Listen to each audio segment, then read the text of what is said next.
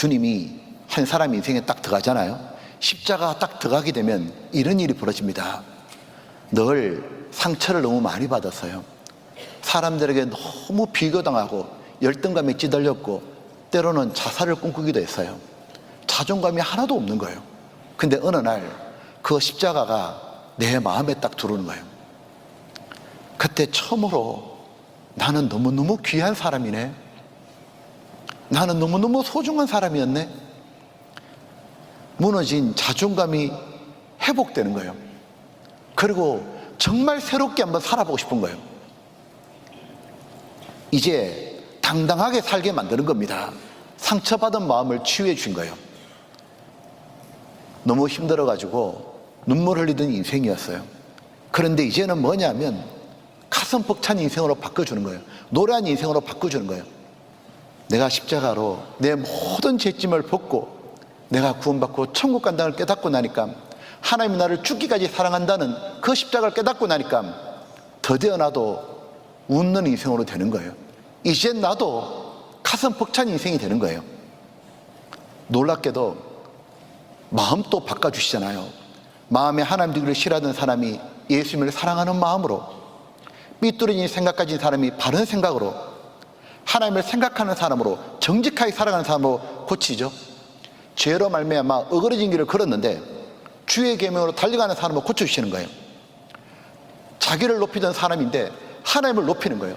사람을 무시하고 멸시하던 사람인데 사람을 귀하게 생각하고 그를 어떻게든지 구원하려는 사람으로 바꿔주시는 거예요. 죄의 종이었는데 의의 종으로 바꾸잖아요. 복음을 대적하던 사람을 복음을 위한 일꾼으로 바꾸는 겁니다. 교회를 대적하던 사람을 교회를 사랑하고 교회를 위해 헌신하는 사람으로, 썩어지고 없어질 세상 것에 목매 살던 사람이 주님과 영원한 것 위해서 인생을 바치는 사람으로, 세상에 방황하며 살았던 인생인데 왜 사는지도 몰랐는데 딱 십자가 마음에 들어오고 나니까 이제는 왜 사는지를 알겠는 거예요. 내가 죽지 않고 살아서 여호와 행사를 선포하리로다. 이제는 아침빛같이 뚜렷한 인생을 사는 거예요. 아침에 새벽빛이 딱 햇살에 비추면은 캄캄한 어둠이 물러가는 것처럼 이제는 내가 왜 살아야 되는지 알겠다고, 내가 이제 죽음 뒤에 무슨 일이 내가 일어나는지 알겠다고, 이제는 정말 아침빛처럼 뚜렷하게 살 수 있는 거예요. 세상에서 있으나 마다하던 그런 인생이에요. 내 하나 없어진다고 세상 아무 변화 없잖아요. 있어도 되고 없어도 상관없고 그렇게 살던 인생인데 십자가 들어오고 나니까 나 세상에 꼭 살아야 되는구나, 내가 세상에 살면서 내 가족들에게, 내 친구들에게, 내 아는 사람에게 이 복음 전해줘야 되는구나, 세상에서 꼭 있어야 되는 사람, 세상에서 꼭 필요한 사람, 하나님의 사람으로 바꾸시는 거예요. 수고하고 고생했던 것 아무것도 못 가져가던 그 인생에, 허무한 인생에서 이제는 영원한 영광으로 바꿔주는 거예요.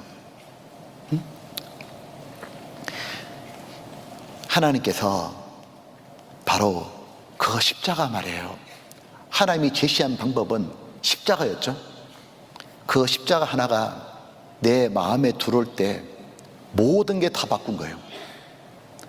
내 인생이 스디쓴 인생이 아니고 이제는 내가 진짜 달콤한 인생, 하나님이 다 바꿔준 거예요. 그게 바로 십자가였습니다. 고린도전서 1장입니다. 그래서 십자가를 경험한 사람은 이렇게 말하죠. 1장 18절에 이렇게 되어 있습니다. 십자가의 도가 멸망하는 자들에게 미련한 것이요, 같이 읽어볼까요? 구원을 얻는 우리에게는 하나님의 능력이라고.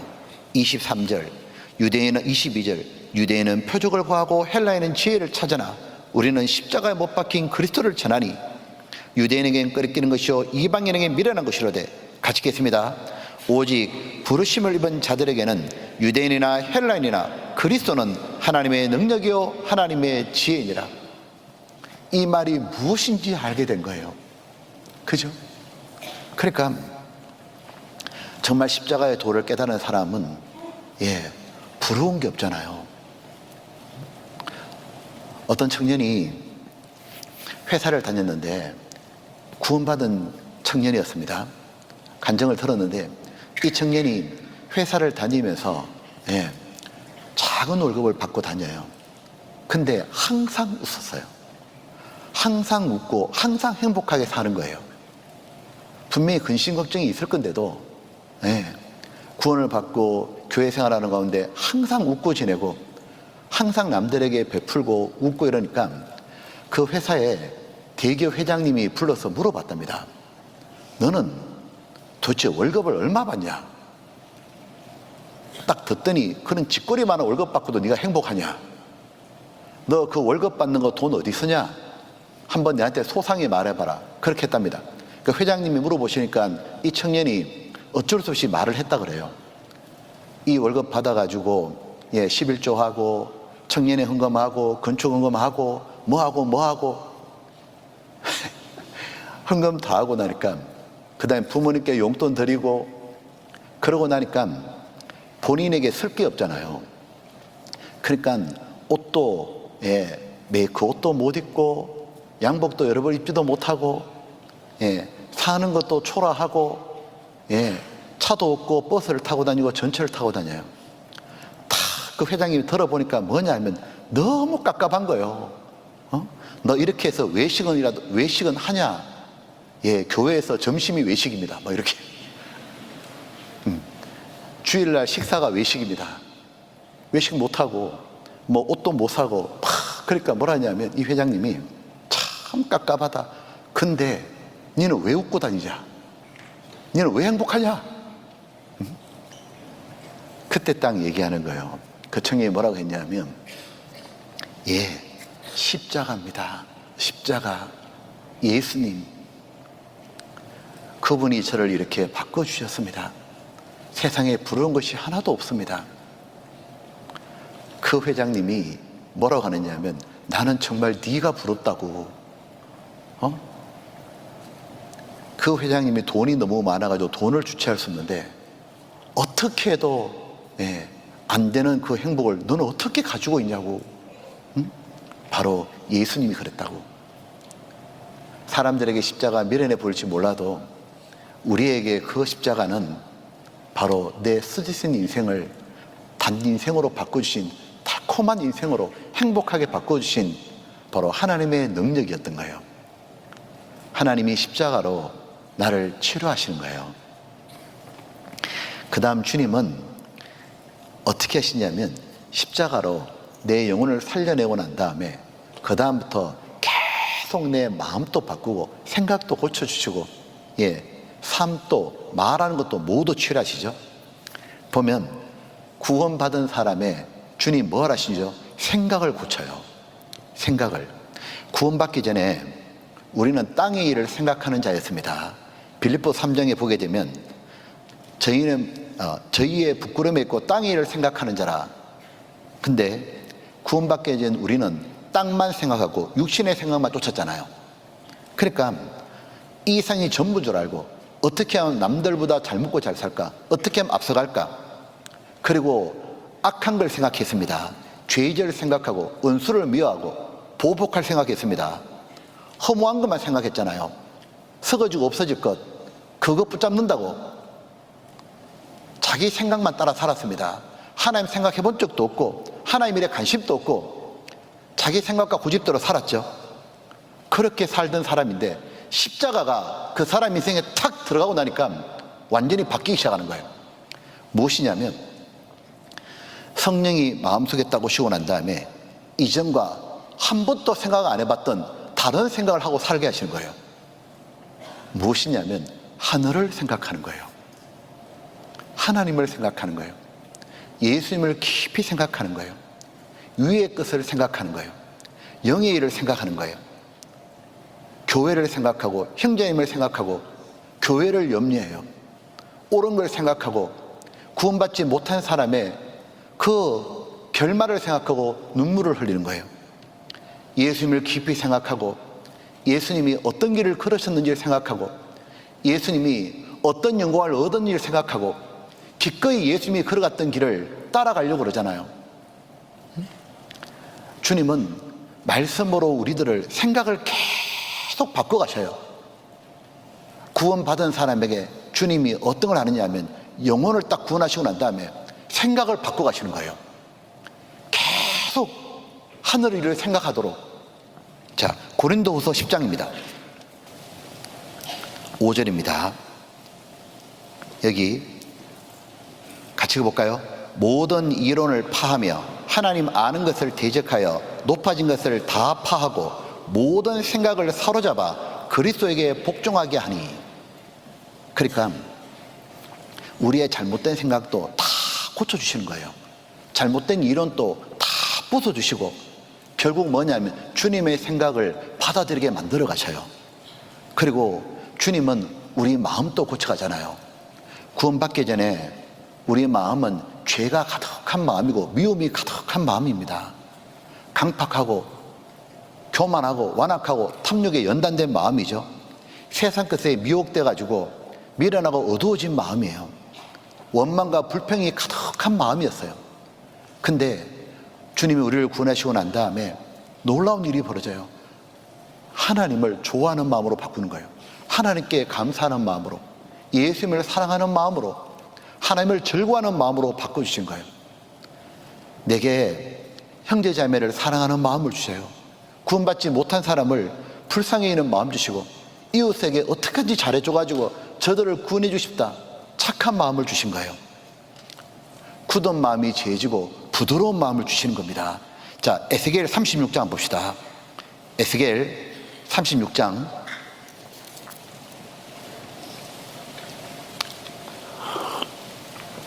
36장에 여기 26절입니다. 또 새 영을 너희 속에 두고 새 마음을 너희에게 주되 너희 육신에서 굳은 마음을 제하고 부드러운 마음을 줄 것이며. 그러니까 요 굳은 마음이 돌 같은 마음이고 부드러운 마음이 연한 고기 같은 마음입니다. 그러니까 사람이 온유해져 가지고 하나님의 말씀이라면 다 받아들이려고 그러고 다른 사람에게도 겸손하고 친절한 사람으로 하나님의 마음을 바꿔가르치는 거예요. 그리고 이 구원받은 사람에게 말도 고쳐주시잖아요. 이사야 57장 또 한번 찾아봅시다. 이사야 57장 19절입니다. 자, 같이 해볼까요? 입술에 열매를 짓는 나 여호와가 말하노라. 먼데 있는 자에게든지 가까운 데 있는 자에게든지 평강이 있을지어다. 평강이 있을지어다. 내가 그를 고치리라 하셨느니라.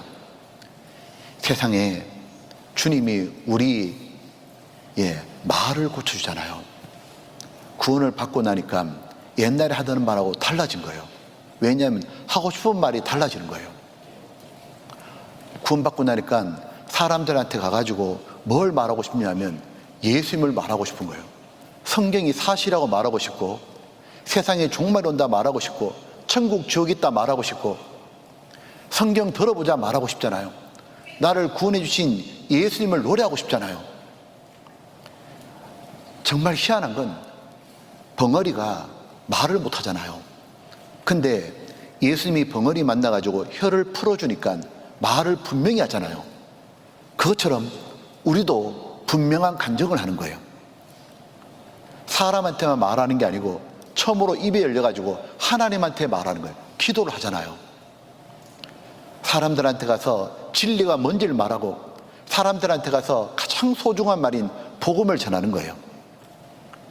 주변 이웃 간에도 감사하는 말, 부드러운 말, 착한 말, 은혜로운 말, 위로와 용기를 주는 말을 하는 거예요. 형제자매님이 힘들고 어렵다면 가가지고 따뜻하고 용기 주는 말을 하는 사람이 되어버린 거예요. 서로 선행을 격려해 주는 말을 하는 거예요. 하나님을 경외하는 말을 하고 놀라운 일이 벌어집니다. 주님의 일을 도모하는 말을 하는 거예요. 우리 이번에 전대수 때 뭐 한번 해보자고. 우리 대학생이 이번 이 수양회 때 어떤 걸 해보자고. 하나님을 경외하는 말, 하나님의 일을 도모하는 말을 하는 거예요.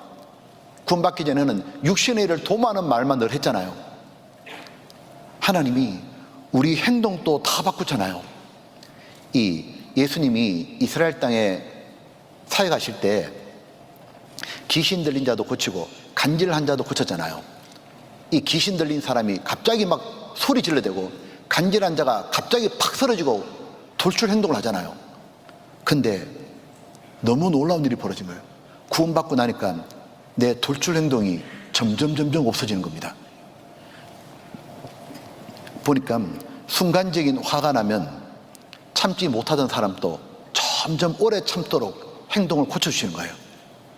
순간적인 충동을 참지 못했는데, 정욕을 통제하지 못했는데 주님이 점점 절제하는 사람으로 바꿔주는 거예요. 왜냐하면 주님이 힘이 있고 성령이 힘이 있잖아요. 그래서 성령은 우리를 붙잡고 절제하는 힘을 주는 거예요. 충동을 억제시키는 힘이 있잖아요.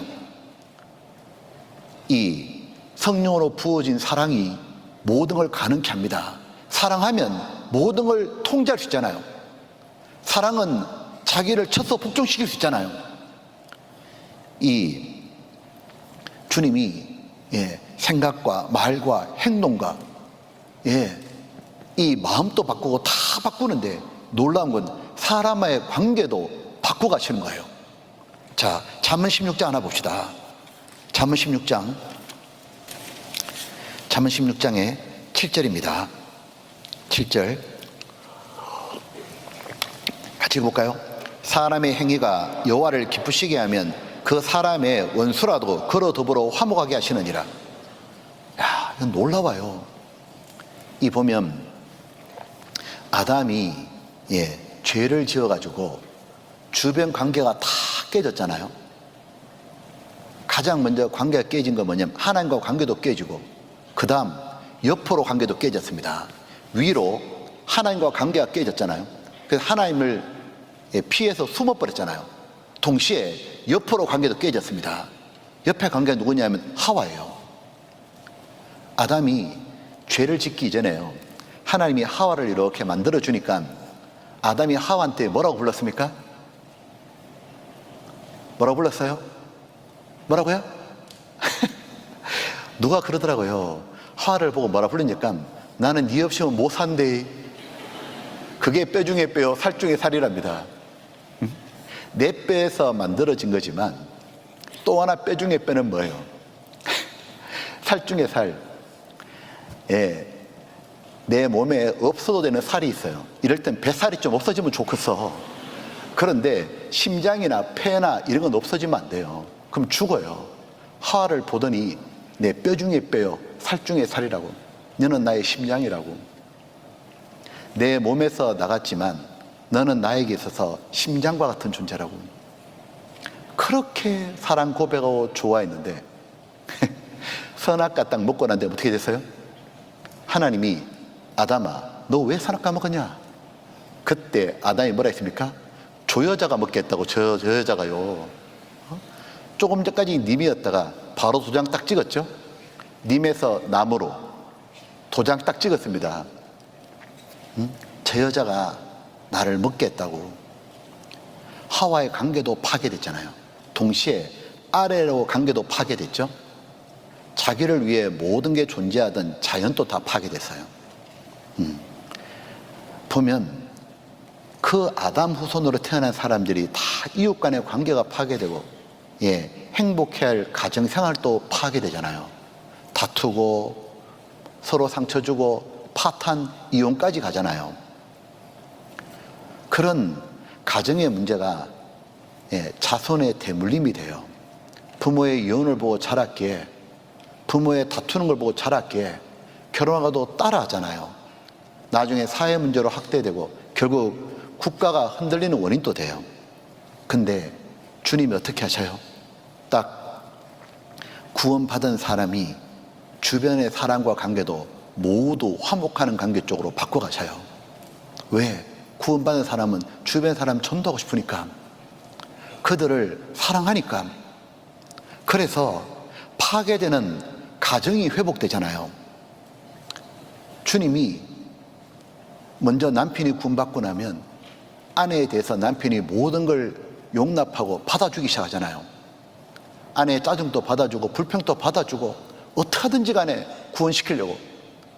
구원받고 나면은 구원받은 가정은 서로 다투다가도 하나님을 생각하니까 이러면 안 되니까 이 과정이 온전해지잖아요.